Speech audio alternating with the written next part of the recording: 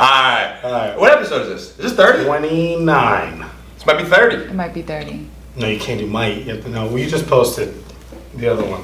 The birthday one. We did one after that. I think it's 30, you're right. This is 30. Yep. Yeah.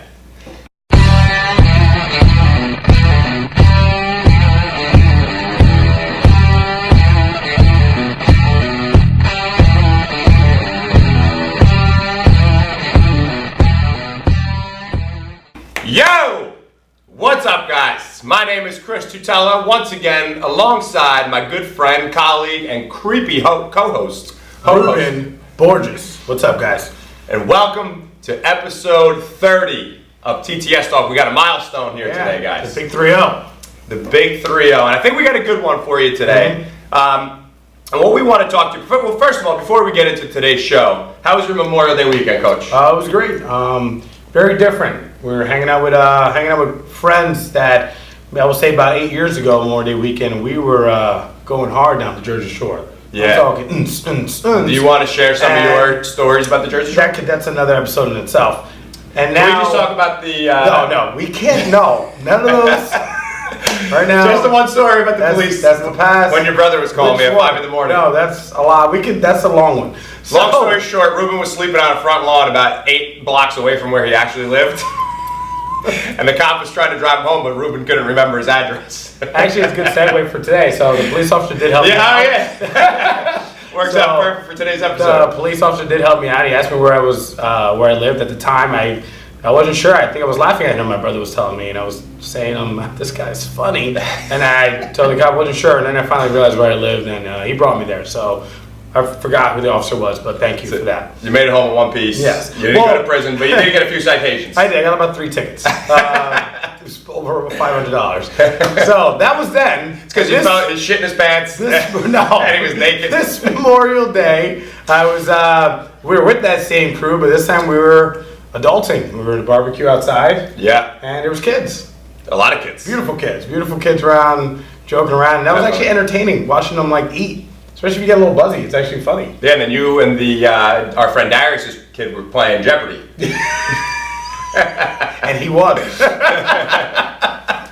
But it was great. Did you enjoy yours? I did. I had a great time. Yep. I ate some ice cream yesterday, and I ate some cake on, what day was that? Sunday. Mm-hmm. So went off my diet a little bit, back on track today, and ready to kick some ass. You watched Aladdin too. Saw Aladdin, good movie. Go see it. I gotta see it. Yeah. So let's get into today's show. What we want to talk to you about today is there's so many police officers and firefighters out there looking, and any first responders, looking to get in better shape, right? And I think there's a lot of confusion out there in what police and firefighters should do in their training. And what you commonly see is guys and girls will go to the gym and they kind of just, there's really no programming. They kind of just, they don't really know what to do. They maybe go old school, maybe from what they learned from their father, bicep curls. Right. A lot of old school bodybuilding type of stuff, and it's the same routine forever. Mm-hmm. And what happens? Well, you have that side of the spectrum, and then you have the other side of the spectrum where there's not enough training, right? We should be doing more. So, first of all, let's talk about the guys and girls who actually are doing some training and kind of stuck in the old ways. What you got to realize is you have to do stuff, you have to train a little bit more for performance and being able to be strong and to be physically fit for what the job requires of you. Yeah. Right? So instead of just going and doing the outdated bodybuilding stuff, you have to start to prioritize a little bit more performance, and we could kind of get into that and how to break down those movements and what you should be doing and how to kind of program. But what I want you guys to realize, what we want you guys to realize today, is that police and firefighters, they need to be able to perform at any given moment, right? So when you're out either in your car or if you're at the firehouse and a call comes in and now it's time for you to go to work, you got to be physically prepared and ready to perform at any given moment. Okay, so how do we do that? Because most of the time, because we'll tell you the significance of taking a warm-up before training and all that stuff, but if you get an emergency, in the middle of the night or something like that, right? You're not going to get up and start doing a warm up before you either get into the fire engine or respond to the call. So, with that said, what you have to first and foremost, what we have to make a priority is your better mobility and the quality of soft tissue work. Because a lot of police officers, a lot of firefighters are very, very tight, and they have a lot of mobility restrictions, right? Especially police officers, because most of your shift, you're sitting in the car, right? So you might be sitting in your car.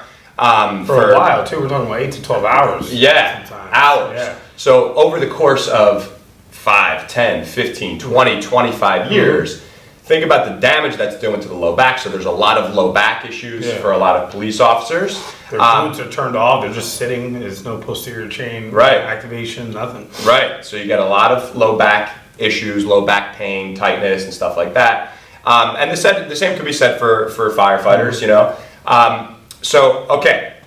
So what do we need to address first? And Coach, why don't we just talk about some stuff that we could add in a good warm-up, because you're going to need a warm-up in your training program and drills that you could do every day. This way you could work on the quality of your soft tissue and the quality of your movement. This way you're more prepared for those calls when they come in without taking a warm-up right before the call comes in. So what are some drills, Coach, that maybe you could share that we do here that police and firefighters could kind of start to incorporate into their training and into maybe a morning routine that they could do to get them ready for their shift? Something I like, just to work on the shoulder, the posterior delt, and basically the muscles you don't see in the mirror. And I think something, especially with cops, when they deal with like these tangles, these guys holding on to you here. Oh, my shoulder tore. This guy ran away from me. I grabbed him. Boom. My shoulder ripped out. Things like that. To work that posterior delt, to get those shoulders loose, get the synovial fluid in the shoulder joint working. I enjoy banded tricep, I call it. It can be just the 2 exercises, but band pull aparts, and this is one of these bands that you can get for like $15. Hitting 10 band pull aparts, keeping tension on the band just to go over rather quickly, and be conscious of retracting the scapula. So if you take a look at my back here, controlling out, right? One that'll loosen up your shoulder joint, get your back ready and primed and ready to go along with what we call up and overs or shoulder dislocations, where you're taking the same band and you're just going up and over and down. And we can go really dial in more into detail, but those are 2 exercises there that I think firemen, police officers can do in the morning, and hit a tricep of that, or even carry while at work. And let's say they're parked, once in a while you're sitting for a while, you just need to get up and do some things. I think it's a nice way to get them primed and keep them activated during their long shifts. Yeah, absolutely. So you could grab a band from EliteFTS.com. So you'll have a band that you could just keep in your bag. You could do that, like Coach said, in the morning. You could even do it on your shift or during your shift.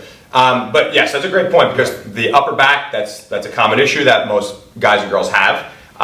So we have to develop the upper back and also create better shoulder mobility. Yeah. So that's going to help prepare you for the stuff that you have to do in your job. Now, that's great for the upper body. Now, there's also a lot of drills that we could work in, like a glute stretch, a piriformis stretch, a hip flexor stretch, because a lot of times the hip flexors get very tight, especially for you police officers who are sitting in your car for a lot of your shift.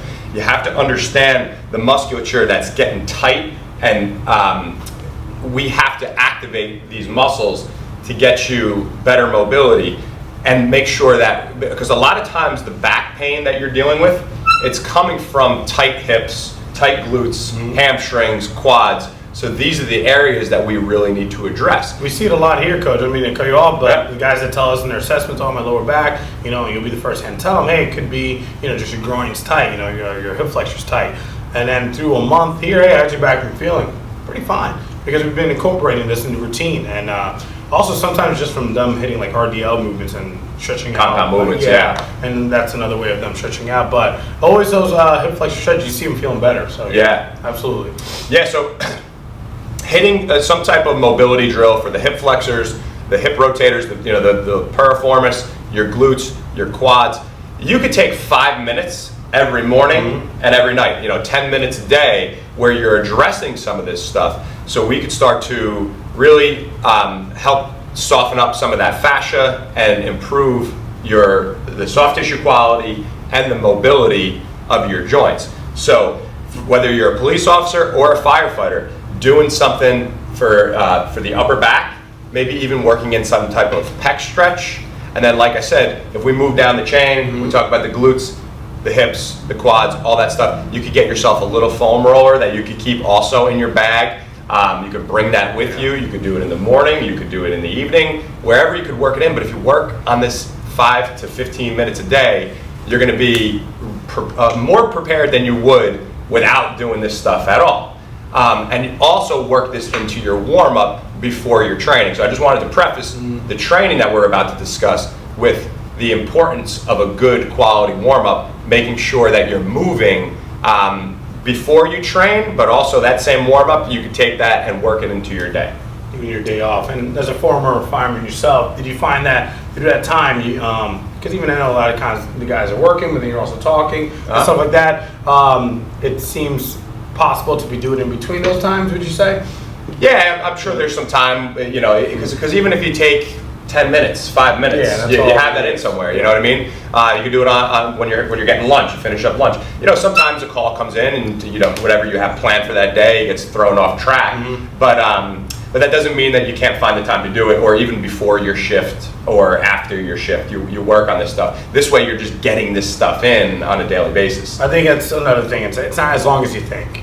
Coach said 5 minutes. Right. 3 minutes. At least take some amount of time to hit whatever issue you may be having. Would it be a tight hip flexor, tight back, glutes, whatever it may be. Just touch it up, and then through time, maybe you spend more time on it because you realize, wow, it's that much more beneficial. Right. Okay, so now you understand that you have to do a good thorough warm-up, and you have to address these mobility issues that you're going to face on a daily basis.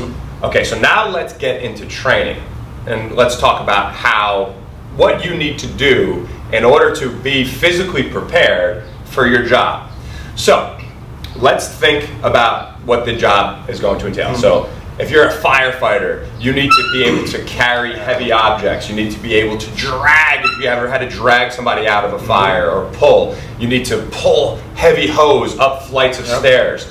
So not only do you have to be physically strong, but you need to have good cardiovascular conditioning too, because your bottle, the amount of air you have in your bottle is limited, right? And now you have this mask on you that makes it even more difficult to breathe. So you need to have good cardiorespiratory conditioning so you could do those tasks and be able to perform them without sucking down your bottle in 3 minutes. And that suit, that's pretty heavy, right? I mean, I know kind of adds to it. You're getting almost probably around 80 pounds of equipment on you, and now factor in it's bulky, it's weird, it's awkward, it's heavy, and now you got to do some type of whether it's climbing a ladder, going to a roof and cutting a hole in the roof, a rescue, or just pulling the hose up or down a flight of stairs. All you firefighters know it's very taxing. It's very difficult work to do. Now on the police side, you might have to break out into an all-out sprint, right? You might have to grapple with somebody or wrestle with them in an instant, out of nowhere. So you need to also develop strength and cardiorespiratory conditioning. Like, these are things that are important. But what I think where a lot of first responders go wrong is, like we talked about, it's either a dated workout plan, or nowadays, it might just be based on high reps for a challenge, whether you're in CrossFit or something like that, and you're doing all this high reps and running. But the problem with that is you're doing such high volume that you don't really develop the strength that's necessary for the task at hand and for your job requirements, right? So whether you are a cop or a firefighter, like we're going to tell any other human being, because regardless if you're an athlete, if you are a police officer, firefighter, military personnel, or just the average Joe, you need to work on the foundational or fundamental human movement patterns, right? So again, and I know we've talked about this over and over again, but we have to cover it because this is what's necessary in order for you to get strong. And we also want you to prevent injury. Understand that since your job is so taxing, there's chances of, pulling a muscle, right? Tearing a muscle, making, right? Tearing something off the bone, right? Let me say, because we hear it here. I know a couple guys have told me, hey, how has it been in the past? And they'll talk about an injury and they'll say it's because a guy was running, I grabbed him, boom. Torn rotator cuff or torn labrum or he fell on his knee and, boom, splattered his knee or anything. It's just so much that can come within the time, So your job is hard. It's all, it's intense. If you break out in a sprint to go and chase a bad guy, you could tear your hamstring, and just right? Like that, yeah. So you have to focus on the stuff that's going to help us prevent injury. So what's going to help us prevent injury? It's going to be getting strong in the fundamental human movement patterns, right? So focusing on the progressive overload principle. So let's touch on this a little bit, right? The progressive overload principle means that every week we're going to make some type of progress, whether that be adding weight, adding the amount of sets you do, adding the amount of reps that you do, or maybe even decreasing rest, but in some way, we're gonna make progress week in and week out. Now, let's just take that with a grain of salt. That's the basic idea, the principle, but obviously it's not gonna go up and up and up and up every single week, otherwise we'd all be squatting 5,000 pounds, right? So it doesn't work that way. Sometimes it's just through cleaning up your quality of the rep, with that heavy weight, But focusing on getting stronger and making progress in those movement patterns. The upper body push, the pull, the lunge, the carry, the squat, the hinge. We have to focus on those movement patterns and we have to build upon that each and every week. So, one big mistake that a lot of people make is that they test their strength when they're in the gym. You'll see a lot of cops and firefighters put weight on the bar, go for it, fail, miss reps. You don't get stronger that way. Instead of testing your strength week in and week out, build your strength. Build it a little bit, a little bit more, a little bit more, a little bit more. And now test yourself, test your strength maybe once every 3, 4, 5, 6 months, right? And then you build upon that. Now you have parameters, you have these indicator lifts that you look at and you can monitor your progress. So if we work if we test our strength on certain areas, right?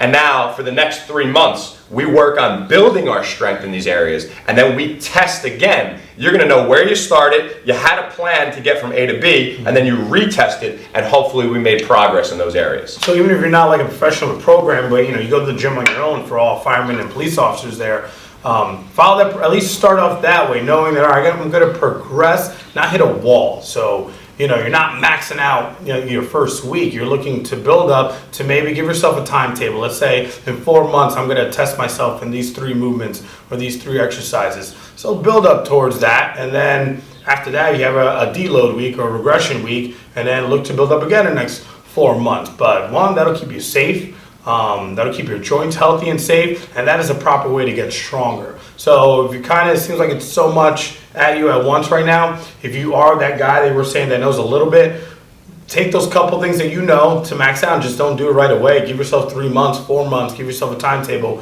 to hit that max out week that maybe you've been doing every single week and you're getting nowhere, maybe you're plateauing or you're getting hurt more often. Right, and as we address your strength in these movement patterns, the added benefit to this is that you're simultaneously going to be addressing your mobility and flexibility restrictions, right? So if you do a hip hinge, not only are you getting stronger, but that is a great dynamic stretch for your hamstrings. So, and a lot of times because here are the issues that people face.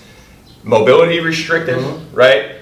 Flexibility issues, stability issues, but when we train in this manner, right, and we follow the progressive overload principle, we train to get stronger in these movement patterns, you're going to be correcting all of that shit at the same time, right? So the quality of movements. Now, if you already have some type of injury or back issues, it's going to depend on what your issue is, so we can just speak about it generally. But again, there's a ton of different exercise variations that you could use. So although we said the squat, the hinge, meaning the deadlift, right? It doesn't have to be those exact exercises, which we've talked about plenty of times before, so you can modify your routine too. Pick the exercise that best fits you to where you can do it safely, and it's the safest way for you to progressively overload, especially in weight or reps. Another thing, Coach, for this, especially those guys, a lot of firemen and police officers who are, this is again, we're talking about the guys who just know a little bit about the gym right now. They probably push a lot of pushing.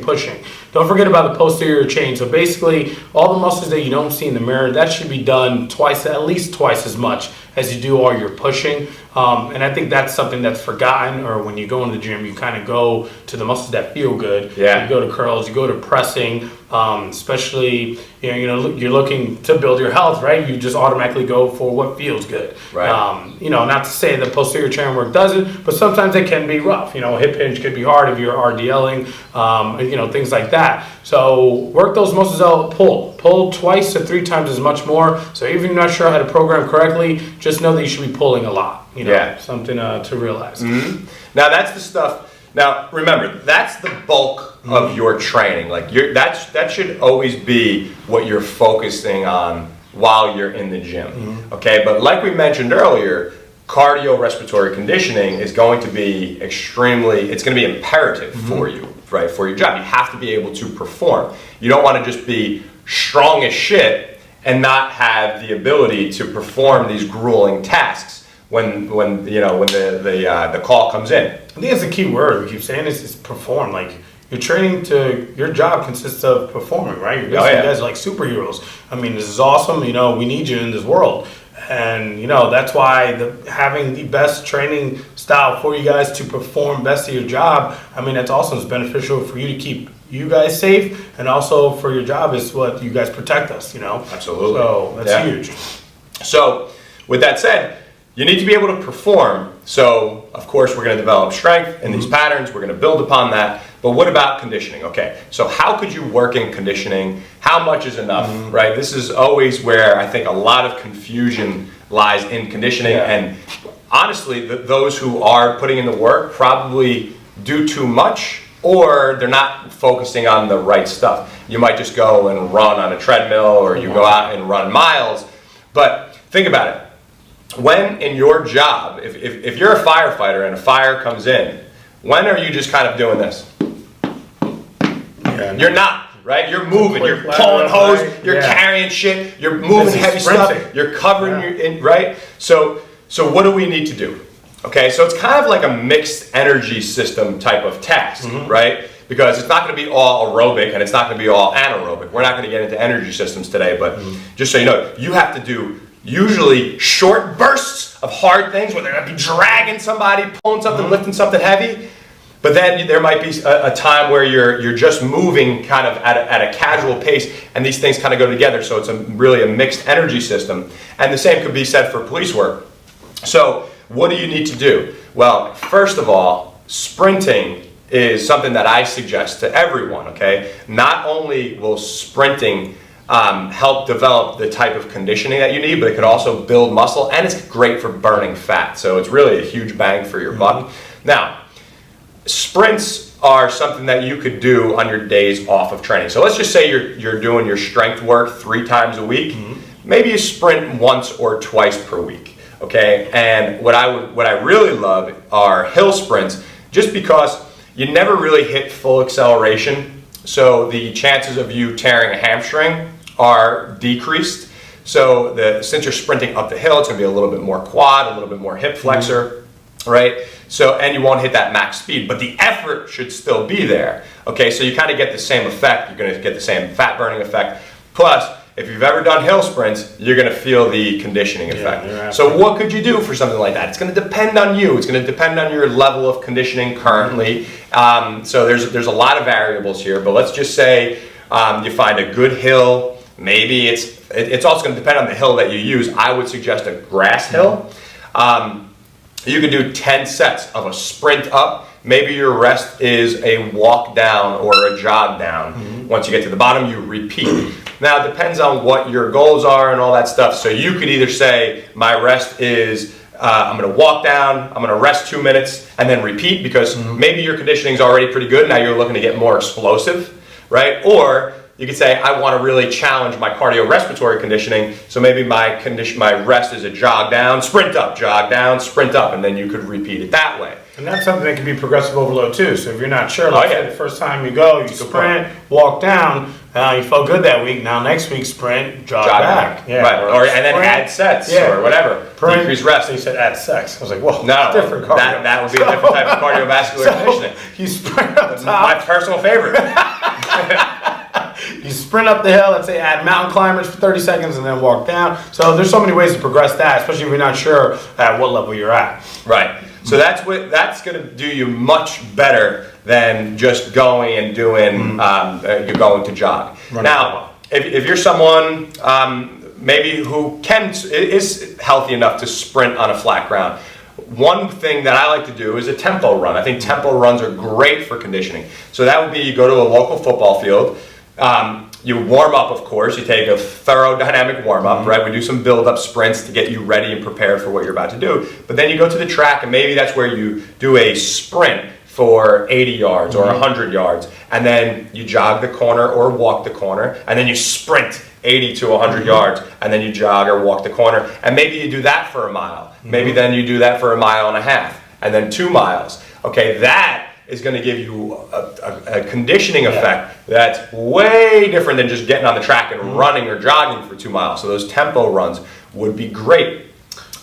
It's a lot more fun. I also, other sprints I like to do sometimes, if you're hitting the same sprints that you're doing on the track, maybe you're hitting from different angles. Like sometimes I'll sit down and just from a get up position ready, boom, get up, boom, start sprinting. Or maybe you're hopping, especially in regards to your job and everything, right? Because especially a police officer, at any moment, you could be sprinting. You can be going from a sit-down position to a sprint, maybe a couple hops into a sprint. There's always ways to be creative with this. We don't recommend to do them right away, especially if you haven't done them. Right. But just know there's not one end all be all. And I think that's why guys and people go to the cardio thing, because it's easy to know. Right. Oh, I'm just going to run for 45 minutes. Right, or just get on the elliptical and go. Just go because there's no, I don't, right. I want to do the other stuff, but I don't know how. Right. And if you're doing nothing, that's going to be better than something. Just so you know, if you're doing nothing right now, you're just looking to get in shape and your conditioning level's not great, getting on the elliptical and just getting some type of cardio work in. Definitely, yeah.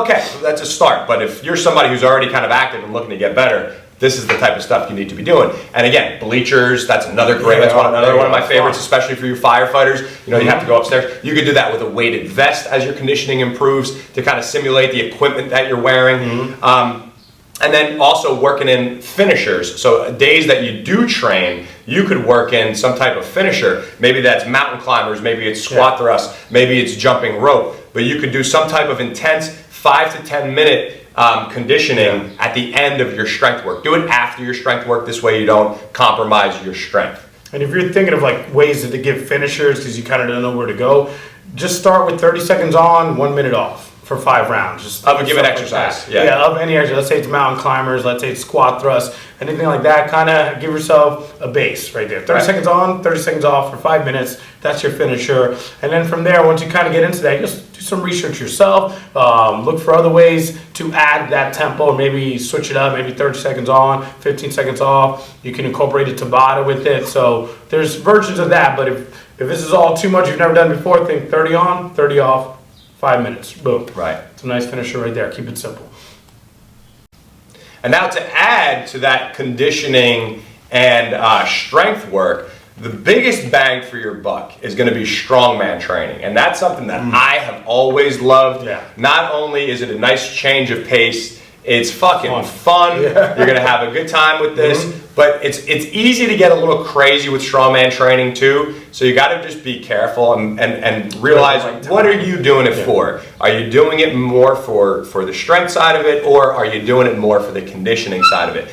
I like it for both personally, but you just got to know what you're using it for. But that's where you're going to be pushing sleds, dragging sleds, flipping tires, maybe hooking up a large diameter rope to a sled and doing some rows and stuff like that. Think about the carryover that's going to have to your job, especially for you firefighters, where you could, if you do that now, slap a weighted vest on and go through a strongman work. Well, just to simulate the job that you have to do, because you're not going to be doing this dressed like this. You're going to have 80 pounds of equipment on and a bottle on your back. So this shit is not it's not light. So you have to be able to perform while you have some external load as well. And with that, this is for the performing, but you're also going to get an aesthetic look from this. You are going to gain muscle. Oh yeah, you're going to get strong. So don't think you're just doing this to perform. There's more carryover with that. Obviously, you're going to look better. You're going to feel better. All that comes with it. But like Coach says, the job that you guys entail, it's so hard, and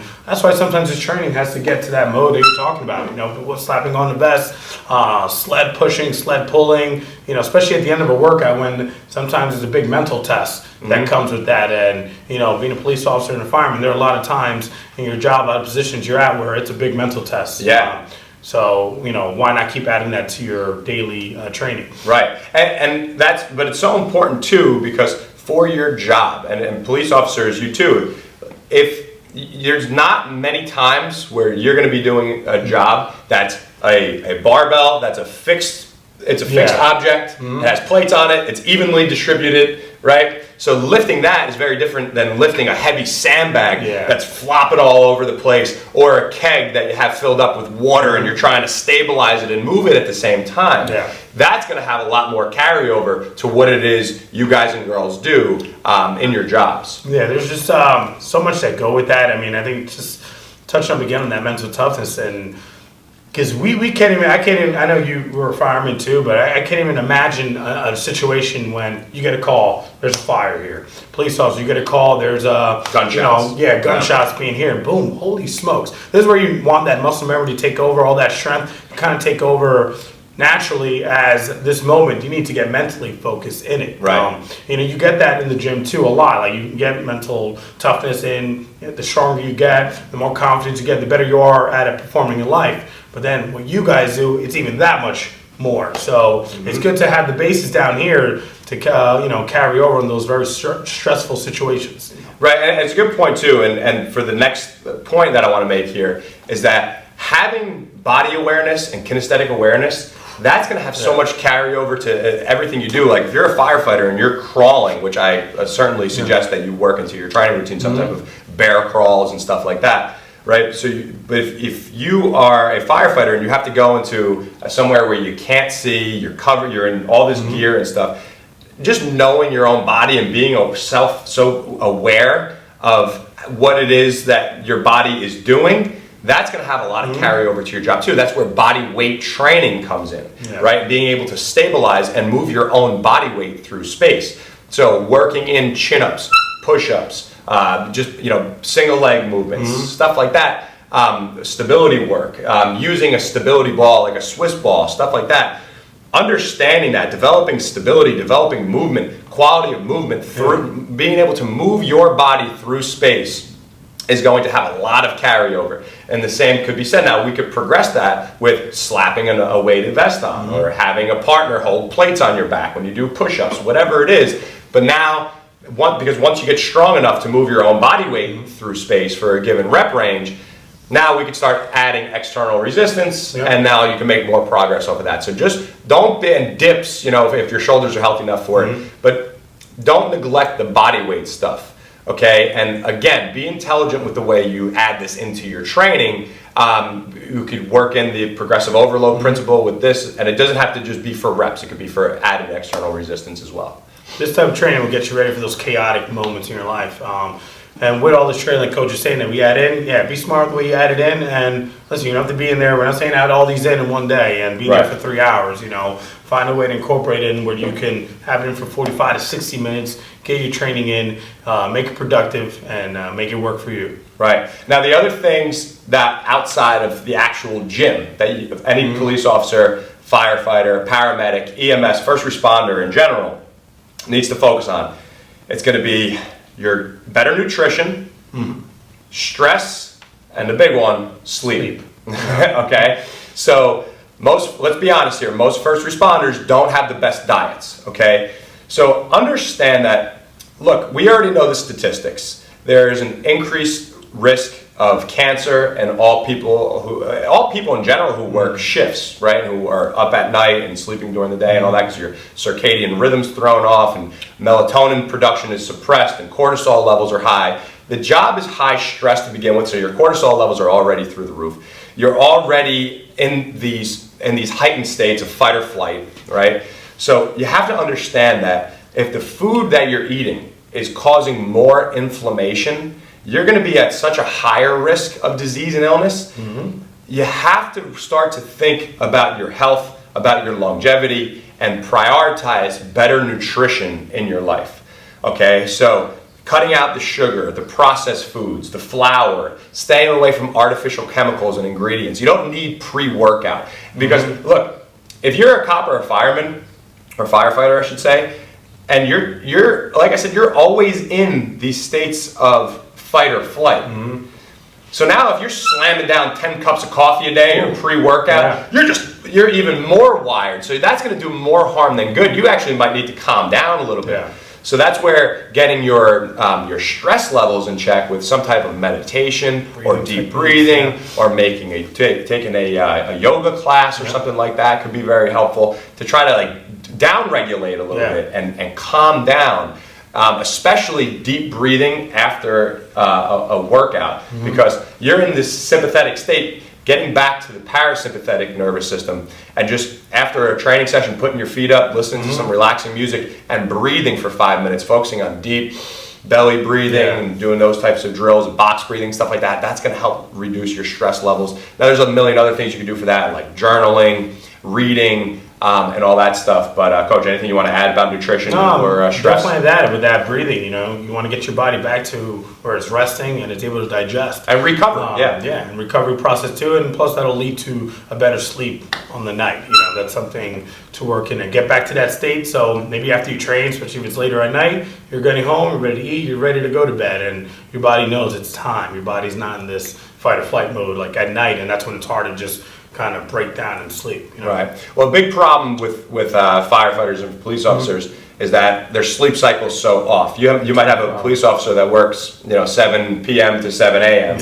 And they do that for 4 days, and now 4 days off. So and how do you live your life on your 4 days off? Are you trying to go to sleep at night and then recycle? So how do you do it? It's not an easy thing. And then firefighters, if you're at 3 o'clock in the morning, for those of you who work 24-hour shifts, 3 o'clock in the morning, you got to get up and run out the door. Your sleep is all screwed up. So again, one book that I will suggest to all of you who work shifts is called Why We Sleep by Dr. Matthew Walker, and the increased risk of diseases and illnesses that a lot of people face because of their sleep patterns being so off. So look, the ideal sleep pattern is about 7 to 9 hours of sleep per night. Now, cut. You're killing me, James. What are you doing? Try to open it?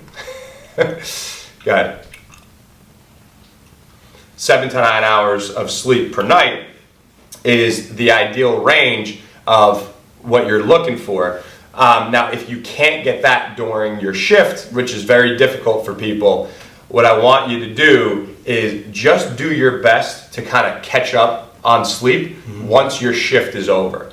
So if you're getting off of work and the sun is up, right, and you're getting ready to go to bed, maybe you put on a hat, you put on some sunglasses, you try to keep yourself, you try to avoid or prevent the sunlight coming into your face, and I know that's not mimic that nighttime. Right, this way you could start, because otherwise, if you're absorbing this light, you're going to start to increase your levels of cortisol, because the body thinks it's time to wake up, and you're going to be all screwed up and thrown off. So just do your best to take naps wherever you could fit them in for a couple hours. Just try your best to make up the sleep that you missed. That's the best advice I could give you. It's not really, it's not always practical, I understand, but you have to do your best to make it a priority. At least quality, at least make it, if you only got 2 or 3 hours, try to make it a 3 quality hours of sleep. Okay, it's difficult to do, but you just try to make up for it. And like Ruben was just saying, when you are not at work, how do you make your sleep better? Well, blackout curtains, setting the temperature in the room to about 67 degrees or so, no electronics before bed, and really trying to prioritize deep sleep in a dark environment. Turn your room into a cave, make it cold, and sleep with no distractions. Cut your water off hours before bed so you're not waking up peeing all night, but you have to make sure, that's the worst. Okay? So, Coach, is there anything else that you want to add before we wrap up today's show? I think we covered a lot. We did cover a lot. I think, again, based on performance, it will help you. And also thank you for all the firemen, police officers out there, especially after Memorial Day weekend too. All the veterans out there, the people who did serve, thank you. We are here in this nation free because of you guys. So thank you for that. Yeah, we can't thank you enough, all of you brave men and women out there and doing your jobs on a daily basis. It means so much, and I don't think you guys get enough credit for what it is that you do, because you deal with a lot of stressful stuff. You deal with a lot of work. That there's so many things that happen, and I know this from experience. There's so many things that happen on a daily basis that so many people have no idea that this goes is going unseen. on. Whether it be a car accident on a major highway in the middle of the night, and you were just hanging out, and now all of a sudden you're cutting somebody out of their car. It's a life or death situation. There's power lines down, and you might be the reason that this person lives or dies, or you could do your best to help them survive. So these are life and death situations that a lot of people don't realize or appreciate or know even, that what's actually going on, or even a CPR in the middle of the night, or in the middle of the day, whatever it is, or, a child who, there's a life or death situation. There's so many things that I don't think enough people recognize, and you guys and girls definitely don't get enough credit. So I want to bring it to the surface on this episode, and we're recording this live as well on Instagram, and I want everybody to know that for what you guys do, you deserve the best, and you have my utmost respect, and thank you for everything that you do. And we have a lot of police officers, firefighters, even former veterans that train here. And for all of you guys, thank you. And I think they'll tell you firsthand how much training. We're going to try to get one of our guys or girls on the show. In the next couple of weeks to kind of talk about how training has helped them in their lives. But with that said, they experience this firsthand, and if you want to experience this, if you want to come in for a trial, you could shoot me a DM on Instagram. I'm at Chris_Tutela, Tutela. We could hook you up for one of our trials, whether it be $97 or $77 or something like that, but we'll hook you up so you could actually learn from us, and also learn about nutrition as well. And Rube, where could these guys find you? Guys, you guys find me on Instagram at _Ruben, RUBEN, _Borges, BORGES. Good account, guys, especially if you're looking for new exercises too, maybe new finishers, new movements. Follow my page or ask me any questions. That's it. All right, guys, thank you so much again for all that you do. I hope that you enjoyed today's show. If you're looking for a podcast to listen to, make sure you check out the Iron Life podcast with Chris Tutela. Episode 4 drops on Friday, so you can go ahead and catch up before episode 4 drops. And you can check in with us weekly here, TTS Talk. And I think that's basically it. So guys, hope you enjoyed today's show. Thank you for listening. Thanks for tuning in. Thank you for all that you do. And we will catch you next week on episode 31 of TTS Talk. We appreciate you. Thank you. Catch you next week. You said sex.